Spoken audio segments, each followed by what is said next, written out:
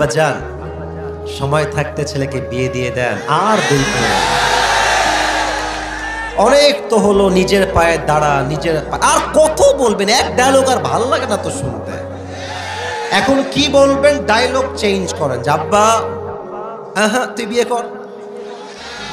বিয়ে কর, তোর যা লাগে 1-1.5 বছর আমি চালাবো, বাট তুই বাপ হালালে আয়, তুই টাঙ্কি মারিস না, এটা আমার সহ্য হয় না।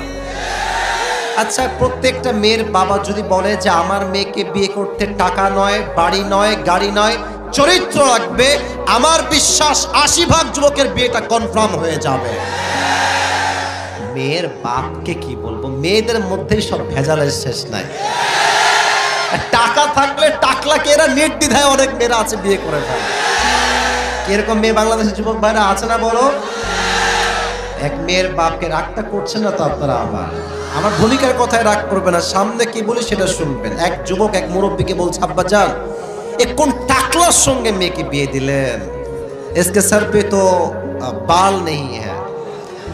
तो बाप की बोलছে যে बेटा सर पे बाल नहीं है तो क्या हुआ, जेब में माल तो है ना। তার মানে কিছু বাপের চিন্তায় হচ্ছে এইরকম, টাকা থাকলেই মেয়েকে বিয়ে দিব, ডাজন্ট ম্যাটার টাকলা না চুলওয়ালা। আল্লাহ সেই বাপদেরকে হেদায়েত দান করুন, সকলে পড়া আমিন।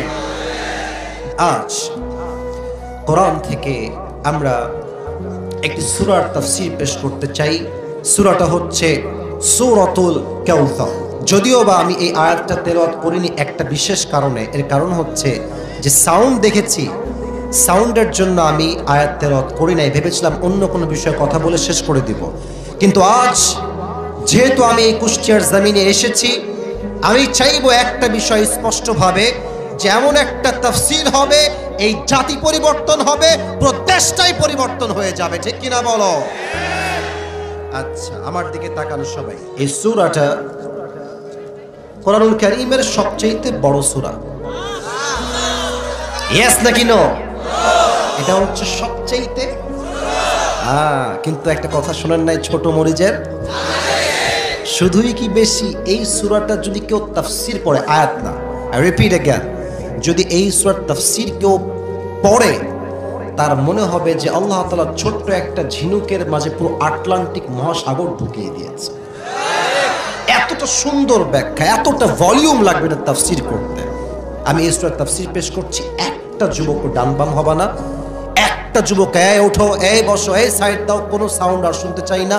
যা হয়েছে ইট ওয়াজ এনাফ। এখন থেকে ভদ্রভাবে কথা বলছি, বলেন সবাই ইনশাআল্লাহ। ইমাম সানাউল্লাহ বানিপত্তি রহমতুল্লাহি আলাইহি লিখেছেন, যদি কেউ কোনো একটা সূরার তাফসীর পেশ করতে চায়, there are 5 things that is very important to talk about. 5টা বিষয়ের কথা তাকে বলতে হবে।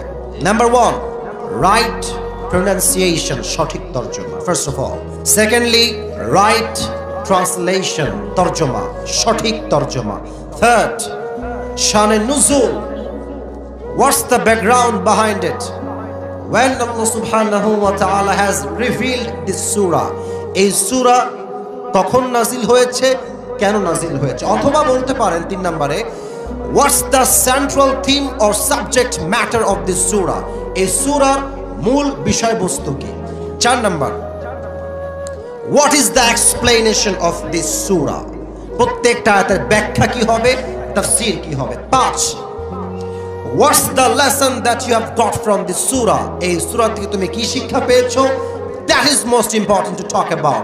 যদি কেউ এই 5টা বিষয় উল্লেখ না করে, একটা সূরার তাফসীর কখনো সম্পূর্ণ হবে না। ঠিক কিনা বলেন? আমি যাচ্ছি প্রথম অংশে, সঠিক তেলাওয়াত। আমি তেলাওয়াত করছি সূরা কাউসার, দিল থেকে শ্রবণ করবেন। ফাসতামিউ লাহু, মন থেকে।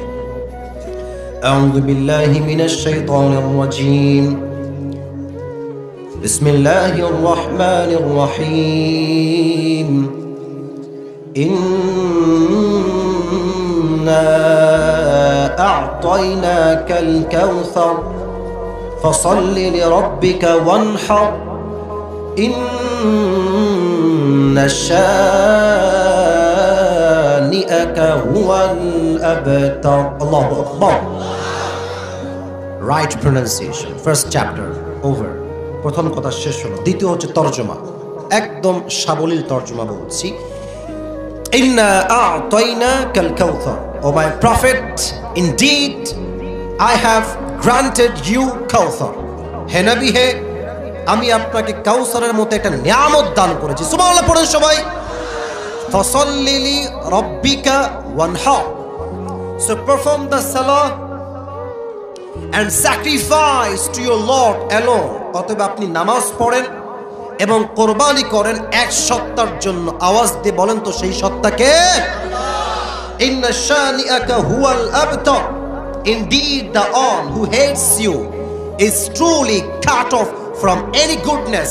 যেই যুবক, যেই মুরব্বী, যেই মানুষ আপনার শানে বিরুদ্ধাচারণ করবে, কটূক্তি করবে, ব্লগ করবে, ভিডিও বানাবে, আপনার সঙ্গে যেই বিয়াদবি করবে তার 14 গোষ্ঠী আল্লাহ নিজে নির্বংশ করে দিবে। ঠিক কিনা বলেন? সাবলীল তর্জমা, সঠিক তর্জমা। এবার আসেন শানে নুজুল, এটা কখন নাজিল হয়েছে? এখানে বলতে গেলে আমাকে লম্বা কিছু হাদিস ঘটনা বলতে হবে। আমি কিছু প্রশ্ন করছি, আপনাকে বাঁধানোর জন্য নয়, আলোচনায় মন দেওয়ার জন্য। যদি জানেন বলবেন, নয় চুপ থাকবেন। কুষ্টিয়ার দোস্ত পাড়ার ভাইয়েরা, যুবক ভাইয়েরা, মুরব্বীরা, বলুন তো আমার প্রিয় নবীজির বাবার নাম কি ছিল? আমি জানি আপনারা জানেন, আমি জানতে চাচ্ছি, জোরে জবান দিয়ে বলবেন তার জন্য। বলেন সবাই, নবীর বাবার নাম কি ছিল? নবীজির মায়ের নাম কি ছিল? আমিনা। নবীজির চাচার নাম কি ছিল? বলেন সবাই, আবু। আচ্ছা, এখনো শেষ হয় না। নবীজির দাদার নাম কি ছিল? আচ্ছা, একটু বুঝে উত্তর দিবেন এবার। নবীজির মোট ওয়াইফ, আই রিপিট अगेन, নবীজির মোট স্ত্রী বা বউ কয়জন ছিল? নবীজির প্রথম যিনি বউ তার নাম কি ছিল? রাদিয়াল্লাহু তাআলা আনহা। আচ্ছা, লাস্ট কোয়েশ্চেন, লাস্ট।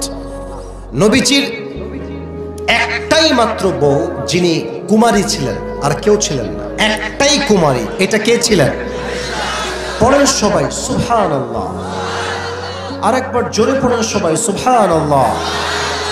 আচ্ছা কুষ্টিয়ার ভাইরা, আমাদের জীবনে অনেক দুঃখ কষ্ট আছে না? আছে না? আছে না? আছে না? আছে না? কারো টাকা নাই, কারো বাড়ি নাই, কারো বিয়ে নাই, কষ্টের আমাদের শেষ নাই। ঠিক আছে কিনা বলে? বা আমাদের সমস্ত কষ্ট আজকের ওয়াজ শুনলে দূর হয়ে যাবে। কেন? কারণ নবীর জীবনে যে কষ্ট নবীজি করেছেন, তার কষ্টকে এক পাল্লায় রাখলে পুরো পৃথিবীর সমস্ত মানুষের কষ্ট দিয়েও সেই পাল্লা ভারী হবে না। ঠিক কিনা বলে? এতটা কষ্ট নবীজি করেছে তার জীবনে। নবীজির বয়স যখন মাত্র 6, জন্মের আগেই তো বাবা নাই, জন্মের আগেই তিনি ইয়াতীম, বাবা নাই। জন্মের পরে মাত্র 6 বছর বয়স প্রিয় নবীজির। মক্কার থেকে তিনি মদিনায় আসছেন। মদিনায় যাইতে মনে চায় না? আচ্ছা ভাই, মন চাইলেন আল্লাহ কবুল করবে। মদিনায় গিয়ে নবীর রওজায় সালাম পেশ করতে মন চায় না? আচ্ছা আমি দোয়া করে দেই তো সবার জন্য, আমার জন্য। আমি একবার গেছি অবশ্য, আমি দোয়া করছি সবার জন্য। আল্লাহ তুমি সবাইকে, আল্লাহ তুমি সবাইকে নবীজির রওজায় গিয়ে জীবনে একবার হলেও সালাম পেশ করার তৌফিক দিও। সকলেই পড়া আমিন। মনে বড় আশা ছিল যাব মদিনায়। পড়েন না সবাই, মনে বড় আশা ছিল, সালাম আমি করব গিয়ে, সালাম আমি করব গিয়ে নবীর রওজায়। মনে বড় আশা ছিল যাব মদিনায়। পড়াবে। নবীজি যখন মক্কার থেকে মদিনায় আসবেন, বিশাল লম্বা একটা পাহাড়, চতুর্পাশে হিল ট্র্যাক্স এরিয়া, পাথর আর পাথর। নবীর বয়স মাত্র 6। নবীর সঙ্গে একজন দাসী আছেন, ইসমুহা উম্মু আইমান, তার নাম হচ্ছে উম্মু আইমান। হঠাৎ করেই নবীজির মা পাহাড়ের মাঝে চুপ করে বসে গেছে, একদম চুপচাপ। আমার হাত দেখেন তো, এই যে 2 হাত এমনি বুকে দিয়ে চেপে আছে, হাত এভাবে বসে গেছে। যদি আমি এটাকে বর্তমান সায়েন্টিফিকলি যে ভাষা আছে, ডাক্তারি ভাষা যদি আমি বলি, এটাকে বলা হয় হার্ট অ্যাটাক। নবীজির মায়ের এমন জোরে একটা হার্ট অ্যাটাক আসছে, নবীর মা জায়গায় বসে গেছে। নবীজি বলছে, আম্মা জান আপনার কি হয়েছে, আপনি বসে গেলেন কেন আম্মা জান, আপনার কি হয়েছে আম্মা জান? নবীজির মা কোনো কথাই বলে না, চুপচাপ বসে গেছে। এইভাবে বসে থেকে এই দেখেন শুয়ে গেছে। আর নবী দৌড় দিয়ে আসছে, আম্মা জান মা লাকি ইয়া উম্মি, আম্মা আপনার কি হয়েছে? নবীজি দুই হাত পেতে দিয়েছে, নবীজির দুই হাতে নবীজির কোলে আম্মা জান শুয়ে গেছে। আপনি নিজের মাকে ভাবেন, আমি আমার মাকে ভাবছি, আপনি এই জায়গায় নিজের মাকে কল্পনায় নিয়ে আসেন। কুষ্টিয়ার ভাইরা একটু ভাবেন যে নবীর পরিস্থিতি কতটা ভয়ঙ্কর। মা শুয়ে গেছে নবীজির কোলে, নবীর বয়স মাত্র 6, এখনো ভালো করে কিছু বোঝেই না তিনি। হায় হায়, আমার চোখের দিকে তাকান, নবীজি মায়ের দিকে তাকিয়ে আছেন। নবীর মা নবীজির দিকে এক পলকে, একভাবে, এক চাহনিতে সোজা মায়ের দিকে, নবীজির চোখ তার মায়ের দিকে, দুইজন তাকায় আছে। নবীর মায়ের চোখেও পানি, নবীর চোখেও পানি। নবীজির মায়ের শেষ কথা, শেষ নবীর জন্য এক, কুল্লু জাদীদিন বা, প্রত্যেক নতুন জিনিস একদিন পুরাতন হয়ে যাবে মুহাম্মদ। ওয়া কুল্লু হাইয়িন মাইয়িত, প্রত্যেকটা জীবন একদিন মৃত লাশ হয়ে যাবে। ওয়ালাকাদ ওয়ালাদতু তুহরা, লাস্ট কথা নবীর জন্য মায়ের লাস্ট কথা, ওয়ালাকাদ ওয়ালাদতু তুহরা। বাট আব্বু আমার বিশ্বাস, আমি এমন একটা সন্তান দুনিয়াতে জন্ম দিয়েছি যার পুরো আলোতে পুরো পৃথিবীটাই আলোকিত হয়ে যাবে। জোরে সোরে সুবহানাল্লাহ পড়তে পারলেন না কুষ্টিয়ার ভাইরা মন খুলে? এই কথা বলে নবীজির মা শেষ জায়গাতে ইন্তেকাল করলেন। মরুভূমি, পাথর, পাহাড়, কোথাও কোনো জায়গা নাই বসে থাকা। উম্মে আইমান বলছে, মুহাম্মদ চলো চলো মদিনায় চলো, তোমার মাকে এখানে দাফন করে, এখানে আর এক মুহূর্ত থাকা যাবে না। দাফন করে দিয়েছে নবীজির মাকে ওই জায়গাতে। ভাবেন তো, আপনি এখান থেকে গিয়েছেন চট্টগ্রামে বা সাজেক ভ্যালিতে, এটা 1920 সাল, না আছে হেলিকপ্টার, না আছে বিমান, না আছে বাস, না আছে কার, মা ওখানেই মরে গেছে, ওখানেই দাফন। ইস, মায়ের যখন কবরটা দেওয়া হয়ে গেছে, কোরআনটা আমি একটু এই পাশে রাখলাম, ডোন্ট টেক ইট নেগেটিভলি, এটা হচ্ছে নবীজির মায়ের কবর। দোস্তপাড়া ভাই, নবীজির মায়ের এটা কি আমি একটু দেখাচ্ছি নবীর বাচ্চাকালের অবস্থা কেমন ছিল। নবীজি এই মাথাটা, আমার মাথা দেখেন, এইভাবে দুই হাত দিয়ে ঝুঁকে গিয়েছে কবরে, একদম পুরো মাটির সঙ্গে পুরো মুখ লাগানো, আর ডাকছে, ইয়া উম্মি, আম্মা ওঠেন, আম্মা ওঠেন, আম্মা ওঠেন, আমার সঙ্গে বাসায় চলেন, আম্মা আপনি কোথায় গেলেন? আর উম্মে আইমান দূর থেকে দেখছে মুহাম্মদ তো পাগল হয়ে যাচ্ছে মায়ের ভালোবাসায়। তখন নবীজি যখন যাচ্ছে না, নবীর ডান হাত উম্মে আইমান ধরেছে, ধরে আমার হাত দেখেন এমনি টানতেছে জোরে জোরে, চলো তোমার মা কখনো আসবে না, চলো এখান থেকে। টেনে পাহাড় থেকে নামিয়ে নিচে নিয়ে আসছে। নবীজি দূর থেকে আবার দৌড় দিয়ে আসছে, আবার কবরে শুয়ে গেছে, আম্মা ওঠেন, আমি আপনার সঙ্গে বাসায় যাব। মা ওখানেই শেষ। দীর্ঘ 57 বছর পর, 63 বছরের জীবনের শেষ দিকে নবীজি সেই মায়ের কবরে আবার আসছে। এই সাহাবীরা যাও, তোমরা ফিরে যাও, আমি পরে ফিরে আসবো, সব চলে গেছে। কেমনে বোঝায় নবীর অবস্থানটা? হাদিস থেকে বলছি, আমার দেহটার স্ট্রাকচার দেখেন। মাঝে মাঝে বাচ্চাদেরকে ধমক দিলে দেখবেন বাচ্চারা দেওয়ালের সঙ্গে হেলান দিয়ে এই যে দুই হাঁটুটা এমনি তুলে দেয়, তুলে দিয়ে দেখবেন দুই হাত দিয়ে এমনি কান্দে, আমারে দেওয়াই লাগবে, কেন দিবা না, আমাকে দাও। বাচ্চারা কান্দে। নবীজি 63 বছরের জীবনে এসে নবীর মায়ের সামনে, কবরের সামনে চুপ করে হাঁটু গেড়ে বসে গেছে, দুই হাঁটু এমনে তুলে দুই হাত এমনে দিয়ে কান্না করছে। আর নবীজি যে বাক্যগুলো বলেছে, প্রত্যেকটা মানুষের হৃদয়কে টাচ করবে বাক্যগুলো। নবীজি বলছে, আম্মা জান, আপনি যাওয়ার পর আমি বুঝতে পারছি পুরো পৃথিবীতে মায়ের মতো ভালো দ্বিতীয় আর কেউ বাঁচতে পারে না। তুমি তোমার গার্লফ্রেন্ডের জন্য পাগল হয়ে যাও, আরে বেটা বিপদে পড়লে বুঝবা কোন গার্লফ্রেন্ড তোমার আপন নয়, একমাত্র বাপ আর মাই তোমার আপন জায়গা। যুবক বা, তোমার গার্লফ্রেন্ড তোমার আপন নয়, তুমি কাকে ম্যানেজ করতে চাও? অনেক যুবক রাগ করুন আমার কথা, আমি তোমাদের ভালোবাসার একজন মানুষ, ভালোবেসেই বলছি, তুমি যেই মেয়েকে, আমার কথা রাগ করবে না মুরব্বীরা, আমি আবারও বলছি, তুমি যেই মেয়েকে বাপ মাকে মাইনাস করে লাথি মেরে বিয়ে করছো আর একটা মেয়েকে পালিয়ে বিয়ে, কোর্ট ম্যারেজ। তুমি যেই মেয়েকে রাজকুমারী মনে করছো, রাজকন্যা মনে করছো, সে কালকে কাল নাগিনীও হইতে পারে যুবক ভাই। বাপ মাকে যে মাইনাস করেছে জীবন থেকে, তার পুরো জীবনটাই মাইনাস হয়ে গিয়েছে আল্লাহর কাছে, ঠিক কিনা বলো? নবীজি মায়ের কবরে দাঁড়িয়ে কয়েকটা বাক্য বলেছে, বাক্যগুলো শুনবেন, আমার দিকে তাকান। ডাক দিয়ে বলছে, আম্মা জান, যদি আপনি আমার জীবনে বেঁচে থাকতেন আমি আপনার এমন এমন খেদমত করতাম, পুরো পৃথিবীর ইতিহাস লিখে রাখতো যে মোহাম্মদ নামে একজন যুবক তার মায়ের জন্য বুক ভরা খেদমত করেছে। কোন সুবহানাল্লাহ। 2 নাম্বার কথা। 3, নবীজির মায়ের কবরের সামনে নবীজি বলছেন, আম্মা জান, ইস, এই কথাটা আমার দিলটাকে একদম গলায় দিয়েছে, আমার কলিজাতে আঘাত লেগেছে। আপনারা মাওলানা তারিক জামিলের নাম শুনেছেন? আচ্ছা, আমি আজকে সাদা জুব্বা পরে আছি না, উনি সাদা জুব্বাই পরেন, সাদা পাঞ্জাবি, সাদা পাগড়ি, always. But he is not from Bangladesh, he is from Pakistan, one of the top famous scholar in the world। সবচেয়ে জনপ্রিয় যত আলেম আছে, he is one of them. উনি অনেক ভালো মানুষ। উনি সেই দিন এই হাদিসটা বলছেন, কাঁদছিলেন হাদিসটা বলার সময়। আমি উর্দুতে কোট করছি না কথাটা। উনি বললেন, নবী ने माँ के लिए ये फरमाया कि ऐ मेरे माँ, अगर तुम दुनिया में जिंदा होते, I repeat again, अगर तुम दुनिया में जिंदा होते और मैं इशा की नमाज में खड़ा होता और मैं ये कहता अल्लाहु अकबर, मैं सना पढ़ रहा हूँ, किरात पढ़ रहा हूँ, और उधर से मेरी माँ की आवाज आई या मोहम्मद, उसी वक्त मैं नमाज छोड़ दूंगा और मैं कहूंगा लब्बैक अम्मा जान।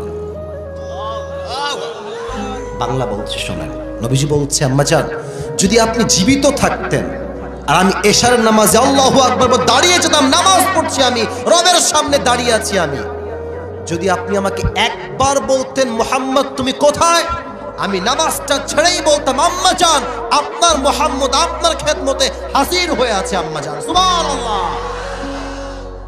এই কথা বলছেন নবী ফুপিয়ে ফুপিয়ে মায়ের কবরের সামনে কান্না করছেন। মা নাই, আব্দুল মুত্তালিব চাচা তাও শেষ, দাদা শেষ, চাচা আবু তালেব শেষ, খাদিজা শেষ, প্রত্যেকটা সন্তান সব চলে গেছে, পুত্র সন্তান। আমার প্রিয় নবী, বাচ্চা দুজন কই যায়, বাচ্চা বসো, খবরদার যাওয়া না এখান থেকে, একটা লোক উঠতে পারবেন না। আসছে নিজের ইচ্ছায়, যাবেন আমার ইচ্ছায়, ঠিক কিনা বলেন? কেউ উঠবেন। কাবা হচ্ছে এইটা, হাতিমে কাবা। কুষ্টিয়ার ভাইরা নাম শুনেছেন না সবাই? একটা কালো পাথর দেখছেন না আপনারা সবাই? নবীজি হাতিমে কাবার সঙ্গে হিলান দিয়ে এমনি আছে, হেলান দিয়ে আছে। আনাস আসছে দূর থেকে, দেখছে নবীর 2 চোখে পানি, নবীজির মন খারাপ। এসে বলছে, নবী আপনার চোখের কোঠায় পানি কেন, আপনি কাঁদছেন কেন নবী? হে নবীজি ডাক দিয়ে বলছে, আনাস, জন্মের পূর্বে আব্বা নাই, জন্মের পরে মা নাই, দাদাও নাই, চাচাও নাই, একমাত্র কলিজার টুকরা বউ খাদিজাও নাই। আমার 4টা পুত্র সন্তান সবগুলো দুনিয়ার থেকে বিদায় হয়ে গিয়েছে। এই মুহূর্তে আমার কানে খবর আসছে আম্মার বিন ইয়াসির রাদিয়াল্লাহু তাআলা আনহুকে কাফেররা একটা উটে 2 পা বেঁধেছে। এদিকে তাকান, এটা হচ্ছে উট, এইটা ডান পা, এইটা বাম পা। কথা কি বোঝা যায় কুষ্টিয়ার ভাইরা? আমাকে না বলে ওয়াজ করতে পারি না, বোঝা কি যায় আমার কথা? ডান পা বাম পা, উট সামনে, পুরো 2টা উট, একদিকে একটা আর একদিকে একটা, 2 উটে 2 পা রশি দিয়ে বাঁধা, ছেড়ে দিয়েছে উটকে। এক উট গেছে এই দিকে, আর এক উট গেছে এই দিকে। 2 উট যখন জোরে গিয়েছে, আম্মার বিন ইয়াসিরের এমন জোরে একটা আঘাত লেগেছে তার পায়ে, 2 পা ছিঁড়ে আলাদা হয়ে গেছে। আমার কানে এখনই খবর আসছে বেলালকে তারা উত্তপ্ত গরম বালুর উপরে এমন শোয়ায় রেখেছে। বেলাল এই হাতে একটা প্যারেক, এই হাতে একটা প্যারেক, আর পুরো বুকে একটা বিশাল লম্বা ভারী পাথর তারা চাপাই দিয়েছে। আরেকটা কানে খবর আসছে, এটা খুব মারাত্মক খবর। সুমাইয়া রাদিয়াল্লাহু তাআলা আনহাকে কাফেররা সবাই মিলে গণধর্ষণ করেছে। নাউজুবিল্লাহ, না নাউজুবিল্লাহ, মুসলমানের নাউজুবিল্লাহ হয় না, বলেন সবাই নাউজুবিল্লাহ। ভাই শুধুমাত্র গণধর্ষণ করলে তো একটা সিস্টেমে ছিল, বেঁচে আছে তো সে, শুধু গণধর্ষণ করেই ছাড়ে নাই। আমি বলতে লজ্জা পাই, বাট আমাকে হাদিসটা বোঝাবার স্বার্থে বলতে হবে। ইস, একটা মেয়ের কতটা কষ্ট হতে পারে এই মুহূর্তে। এক পা এই দিকে আর এক পা এই দিকে বেঁধে দিয়েছে, আর ধর্ষণ করে পুরো জায়গায় ব্লিডিং হচ্ছে মেয়েটা। ঠিক ওই জায়গায় ধর্ষণ করে সমস্ত কাফেররা মিলে দুই পা দুই দিকে বেঁধে দিয়ে সুমাইয়ার লজ্জাস্থানে তীর মেরে জায়গায় শহীদ করে দিয়েছে। আপনি কষ্ট কি ফিল করতে পারতেছেন? নবীর জীবনে কত কষ্ট যাচ্ছে। আর কাফেররা বলছে, হে মোহাম্মদ, তোর রব তো তোরে ভালোই বাসা, তোর রব তোরে ভালোবাসলে তোর একটা ছেলে বেঁচে থাকে না কেন রে? গালি দিচ্ছে, তোর বংশ লেজ কাটা বংশ। বলো সবাই নাউজুবিল্লাহ। নবীজি দুই চোখ দিয়ে পানি চলছে। আচ্ছা, আমি তো কথা বলছি, স্যাররা এখানে আছেন, স্যাররা আছেন, আপনারা আছেন, আমি একবার এইদিকে তাকাই, একবার ওই দিকে তাকাই, একবার এই দিকে তাকাই, আর একবার এই দিকেও তাকাই, তো কথা বললে ডান বাম তো মুখ হয় না? তো আনাস সব কথাগুলো শুনতে শুনতে এইদিকে তাকায়, চোখটা just for a certain moment, কিছু মুহূর্তের জন্য চোখটা এইরকম করতেছে। ইস, নবী এত কষ্ট, এইরকম জাস্ট নিচের দিকে। হঠাৎ করে আবার চোখ উঠেছে। যেই নবীর দুই চোখ দিয়ে অশ্রু ঝরছিল, সেকেন্ডেই দেখছে দুই চোখ দিয়ে অশ্রু আর ঝরছে না, নবীর পুরো চেহারা একটা নুরানি হাসি ঝমকাচ্ছে। ইয়া রাসূলুল্লাহ, আপনি তো কাঁদছিলেন, আপনার চেহারায় হাসি আসলো কেমনে? নবীজি ডাক দিয়ে বলছে, আনাস, তুমি তো দেখো নাই, আমি তো আমার সচক্ষে দেখলাম। আল্লাহ রাব্বুল আলামিন জিব্রাইলের মাধ্যমে এই মুহূর্তে আমাকে হাউজে কাউসারের মতো নিয়ামত দান করলেন। তখন এই সূরা কাউসার নাজিল হয়েছে। এখন আপনার একটা প্রশ্ন হতে পারে আমার কাছে, যারা বুদ্ধিমান তারা এই প্রশ্ন বুঝবেন। প্রশ্ন কি হতে পারে? নবীজির হারিয়ে গিয়েছে 4টা সন্তান, দুনিয়াতেই ছেলে। আচ্ছা, আমি আসিফের একটা ছেলে হলো, মরে গেল, যদি আল্লাহ আরেকটা ছেলে দেয় আমাকে, তাহলে হবে সান্ত্বনা, যে আল্লাহ বলবে, এই তোর একটা ছেলে মরে গেছে, এইটা দিলাম, এইটা নিয়ে খুশি হ। কথা কি আমার বোঝা যায়? যায়। তো নবীজির হারিয়ে গিয়েছে 4টা ছেলে, যদি আল্লাহ ছেলে দিতেন তাহলে বুঝতাম যে ছেলে হচ্ছে সান্ত্বনা, বাট হারিয়ে গিয়েছে ছেলে, আর আল্লাহ দিচ্ছেন হাউজে কাউসারের পানি, মিল তো পাইলাম না। প্রশ্ন হতে পারে না যে আল্লাহ তো ছেলে দিবেন, যে সান্ত্বনা, আপনার ছেলে নেন, লেজ কাটা বংশের গালি থেকে বেঁচে যান, কিন্তু আল্লাহ পানি কেন দিলেন? একটা প্রশ্ন থেকেই যায় যুবক ভাইরা, ঠিক কিনা বলো? এই প্রশ্নের উত্তরগুলো যদি শোনেন, আপনার দিলে একটা এমন ভাব তৈরি হবে। আমার তো মনে হয় সূরা কাউসারের তাফসীর যদি কোনো মুদবিধর্মী শোনে, ও কালে পরে মুসলমান হয়ে যাবে। সুবহানাল্লাহ পড়েন। 1 নাম্বার ব্যাখ্যা, আল্লাহ বলছেন, নবী আপনার তো ছেলে নিয়েছি মাত্র 4টা। বলেন সবাই, কয়টা? আমি শুনতে চাই জোরে, আপনারা কোন আসতে বলেন সবাই, কয়টা? নবী টেনশন নাই, 4 জন ছেলে নিয়েছি, তো এই 4 জনের পরিবর্তে আমি আল্লাহ তাআলা পুরো বিশ্বে আপনার জন্য 4 জন নয়, কোটি কোটি রুহানি সন্তান দান করে দিব। আমরা হলাম নবীজির রুহানি সন্তান। আরে কেমন রুহানি সন্তান? কালকে যদি এই দেশের মাটিতে তো নাস্তিক নবীর শানে একটা কটূক্তি করে, পুরো বাইতুল মুকাররম আগুন জ্বলবে দাউ দাউ করে। যুবক ভাইরা, নবী আপনি টেনশন করবেন না, আপনার 4 জন সন্তান নিয়েছি, আর বিনিময়ে কোটি কোটি কোটি রুহানি সন্তান পুরো পৃথিবীতে আমি আল্লাহ ছড়িয়ে দিয়েছি। সুবহানাল্লাহ বলেন সবাই। আমেরিকাতে আমার নবীর অনুসারী উম্মতে মুহাম্মদী আছে না নাই? ফ্রান্স নবীকে নিয়ে সবচেয়ে বেশি বাড়াবাড়ি করেছে, সেই ফ্রান্সেও আমার নবীর উম্মত আছে না নাই? Pakistan, Bangladesh, America, London, France, Afghanistan, পুরো পৃথিবীর প্রত্যেকটা কান্ট্রিতে, প্রত্যেকটা দেশে আমার নবীর উম্মত আছেই আছে, কিয়ামত পর্যন্ত থাকবে। নবী টেনশন নাই, 4টা নিয়েছি তো কি হয়েছে, আরো কোটি কোটি আপনাকে দান করেছি। আপনি হাসেন, আপনি মন খুলে হাসেন। সুবহানাল্লাহ পড়েন সবাই। 1 নাম্বার হাসির কারণ, খুশির কারণ। 2 আরো সুন্দর, আপনাদের কুষ্টিয়াতে একটা মাজার আছে না? বললে তো রাগ করবেন, ধরো বলা যাবে না। না না না না না না, বলা যাবে না, বলা যাবে না। আপনাদের তো কুষ্টিয়ার হুজুর আছে, আমাদের মুফতি আমির হামজা হুজুর, বলেছেন না উনি, আপনি চেনেন আপনার সবাই ওনাকে, আমি নাম বলবো না, উনি এতটুকু বলেছেন যে আমি যদি ক্ষমতা পেতাম প্রত্যেকটা মাঝে যারা গাঞ্জা খায় এটা আগে বন্ধ করতাম আমি। আমার মনে হয় কুষ্টিয়াকে পবিত্র করতে চাইলে এই গাঞ্জার আসরকে বন্ধ করতে হবে কুষ্টিয়ার ভাইরা। আর এমন গাঞ্জা খায় আপনি বিশ্বাস করবেন না, যদি না দেখেন পুলিশ পাহারায় গাঞ্জা খায়। আল্লাহ তাকে হেদায়েত দান করুন, সকলেই পড়া আমিন। তো এই দেশে এমন একটা দেশ যেখানে ধর্মে না ব্যবসা সবচেয়ে বেশি চলে যুবক ভাইরা। বাপ ছিল পীর, ছেলে হয়েছে পীর। বাপ ছিল আসলেই ভালো পীর, কিন্তু ছেলে এমন এক পীর, বাটপারের বাটপার, গাঞ্জা খাইয়া কুল পায় না। ওই যে বাপ পীর ছিল, ছেলেও পীর হয়ে গেছে। আচ্ছা এবার দেখেন নবীদের মাঝে, আমার কথাগুলো বুঝে বলবেন, বুঝে শুনবেন। নবীদের মাঝে আদম আলাইহিস সালামের সন্তান শীশ আলাইহিস সালাম নবী, ইব্রাহিম আলাইহিস সালামের সন্তান ইসমাইল আলাইহিস সালাম নবী, ইয়াকুব আলাইহিস সালামের সন্তান ইউসুফ আলাইহিস সালাম নবী, দাউদ আলাইহিস সালামের সন্তান সুলাইমান আলাইহিস সালাম নবী। আল্লাহ বলছেন নবী, যদি এদের সন্তানরা নবী হয়, আপনার সন্তান যদি বেঁচে থাকতো, এটা হতে পারত যে আপনার আগামী উম্মতরা আপনার সন্তানদেরকে আবেগে আবেগে নবী বানিয়ে ফেলত। যেন এই ফিতনা তৈরি না হয়, এই জন্য আপনার সন্তানকে অল্প বয়সে তুলে নিয়েছে একজন, তিনি কে? 3 নাম্বার ব্যাখ্যা, ইয়া রাসূলুল্লাহ, ইয়া হাবিবাল্লাহ, খুব ভালো করে আপনাকে বুঝতে হবে। আপনারা সবাই মিজানুর রহমান আজহারীর নাম শুনছেন? আমার মাহফিল কাছে জায়গা নাই বসার।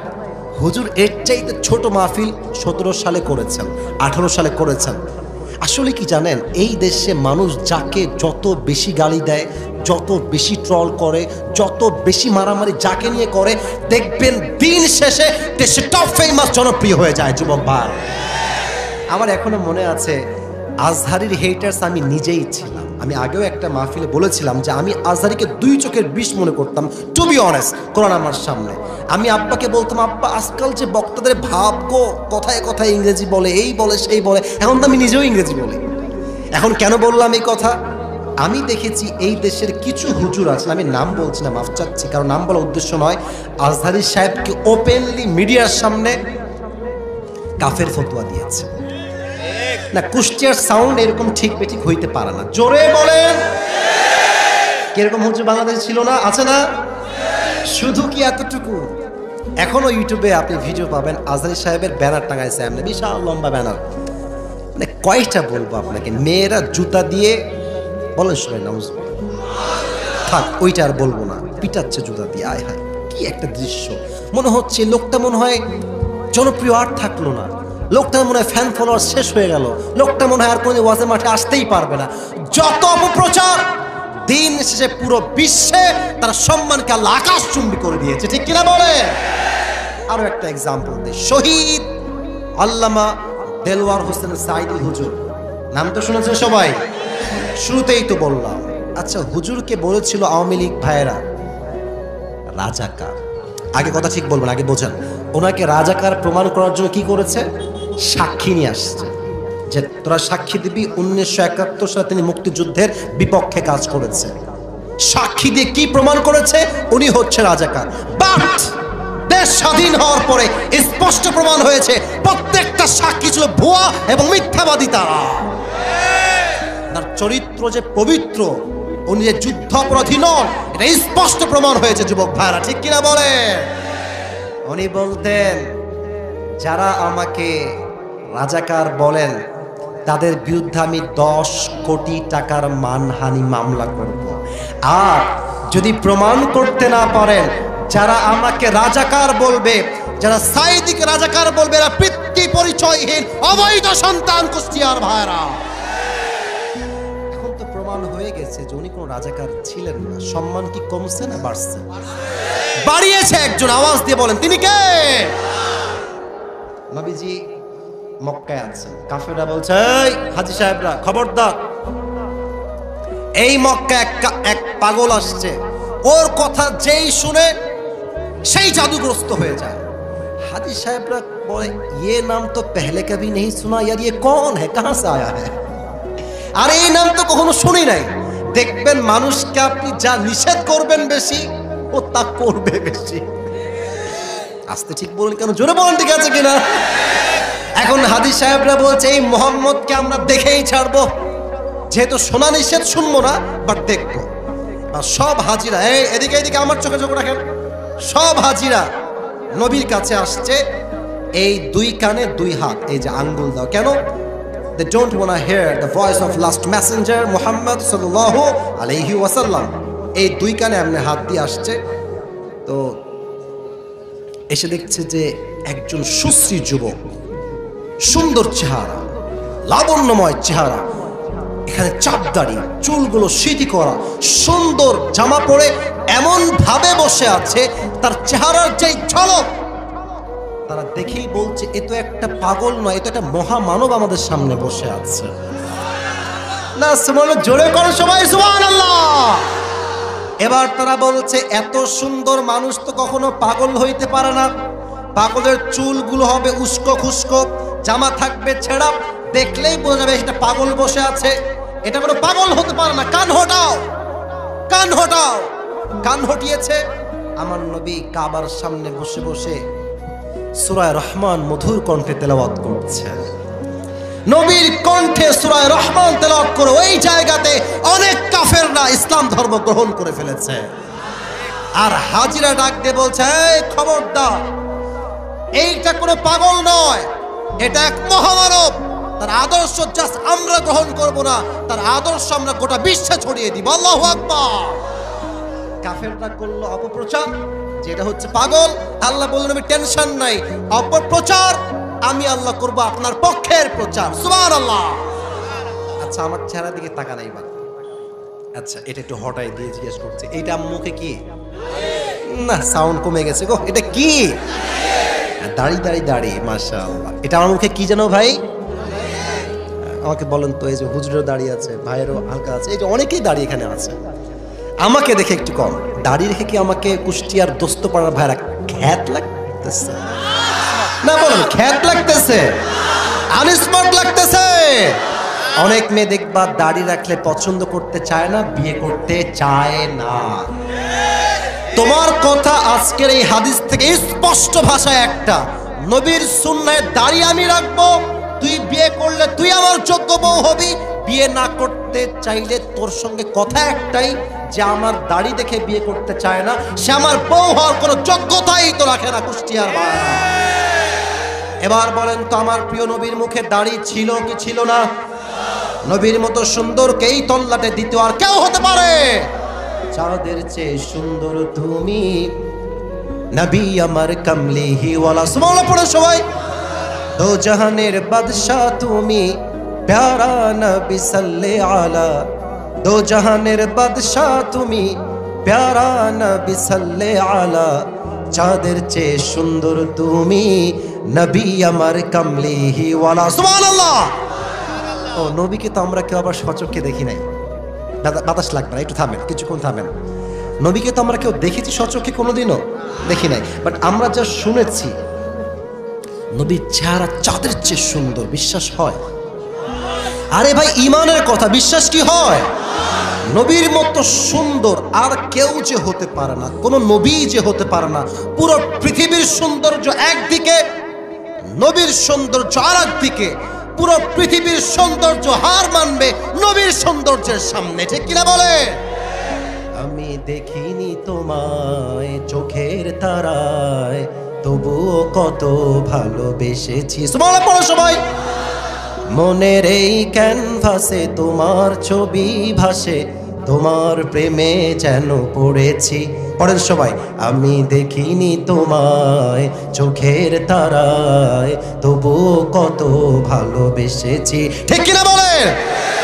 উহুদের ময়দানে রক্ত ঝরালে দিন কায়েমের জন্যে, চিনল না তো তায়েফবাসী মনুষ্য জাতে ছিল শূন্যে। কত জ্বালাতন সয়েছো তুমি, সেই কাহিনী শুনে কেঁদেছি। ঠিক কিনা বলে? মনের এই ক্যানভাসে তোমার ছবি ভাসে, তোমার প্রেমে যেন পড়েছি। আমি দেখিনি তোমায় চোখের তারায়, তবুও কত ভালোবেসেছি। সুবহানাল্লাহ। নবীর চেহারা হচ্ছে চাঁদের চাইতে বেশি সুন্দর। পুরো বিশ্বের সমস্ত সৌন্দর্য এক করলে নবীর এক চুল পরিমাণ সৌন্দর্য সমান হবে না। ঠিক কিনা? নবী টেনশন করবেন না, সমস্ত অপপ্রচারকে আপনার পক্ষের প্রচার বানায় দেবেন, নো টেনশন। চার, এটাই শেষ ব্যাখ্যা বলে শেষের দিকে যাচ্ছি। 4 নম্বর ব্যাখ্যা হচ্ছে হাউজে কাউসার হচ্ছে একটা স্টেজে কয় আপনার কন্যা। হাউজে কাউসার একটা কি?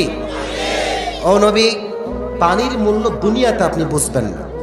যেই দিন কিয়ামত কায়েম হবে, সূর্যের 12টা মুখ সূর্য পুরো জমিনে ছাড়বে, পুরো জমিনটা তামা হয়ে যাবে, আঙ্গার হয়ে যাবে, মানুষের তৃষ্ণায় জিহ্বাগুলো ঝুলতে থাকবে। ওই মুহূর্তে কেউ যদি হাউজে কাউসার থেকে এক ঢোক পানি পান করে, জান্নাতে যাওয়া পর্যন্ত সে আর কখনো পিপাসিত হবে না। সুবহানাল্লাহ। এই 4টা কারণে নবীর মুখে হাসি দিয়েছে একজন। আওয়াজ দিয়ে বলেন তিনি কে? শেষ আয়াতের ব্যাখ্যা করছি, একদম 5 মিনিটের মধ্যে শেষ করব। এখন যে পরিবেশ, শেষ ভালো যার, সবাই একটা কাশি দেন, একটা তাকবীর দিবেন, এমন ভাবে এটা প্রমাণ করবে কুষ্টিয়ার আমরা যুবক ভাইরা কাপুরুষের সন্তান নয়, সব বীর পুরুষের সন্তানগুলো আমার সামনে বসে আছে। এরা লিল্লাহি তাকবীর।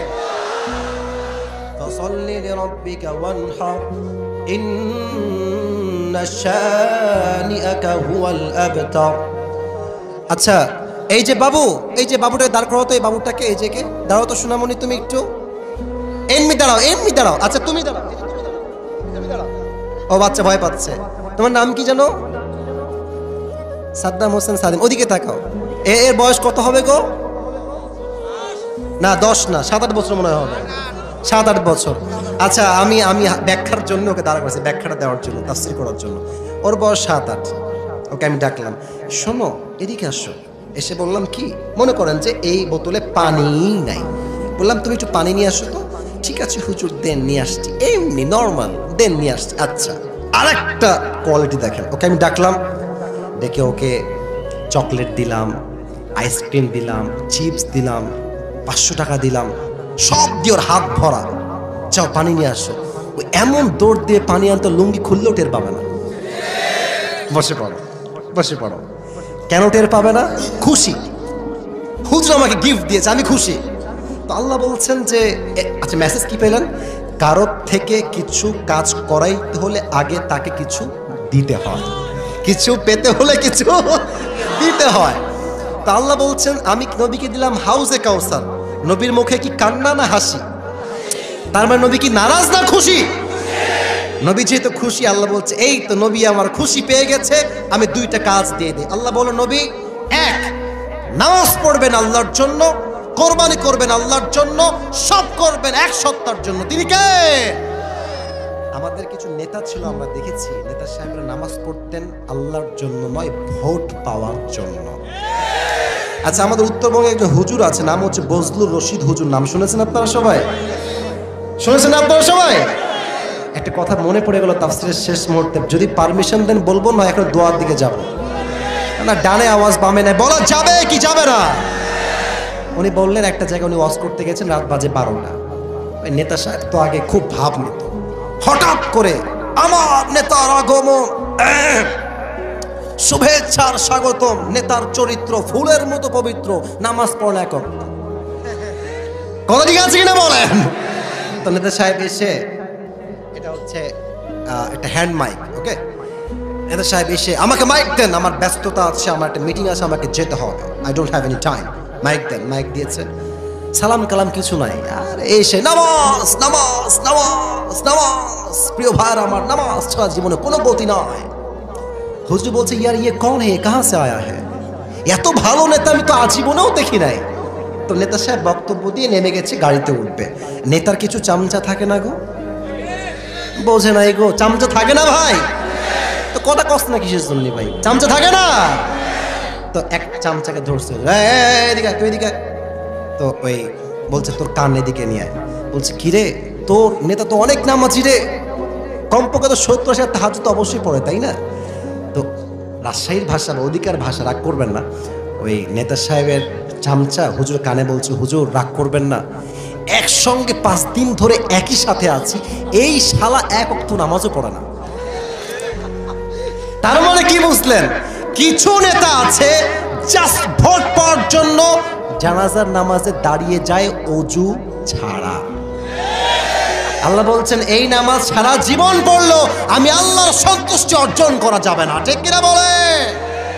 Perform the salah and sacrifice to your Lord alone. নামাজ কোরবানি কারোর জন্য নয়, লোক দেখানোর জন্য নয়, হবে এক সত্তার জন্য। তিনি কে? 3 নাম্বার কথা বলে শেষ করছি, ইন্না শানিআকা হুয়াল আবতার।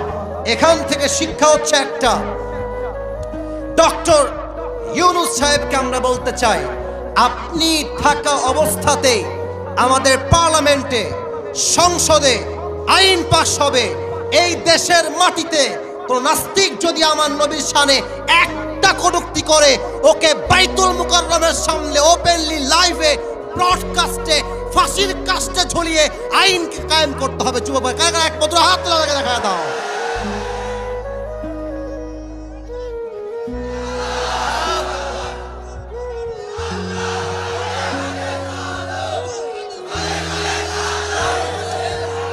আমার সঙ্গে দেন সবাই নারায়ে তাকবীর। এই আইনটা পাস হোক, আমরা সবাই চাই কি চাই না?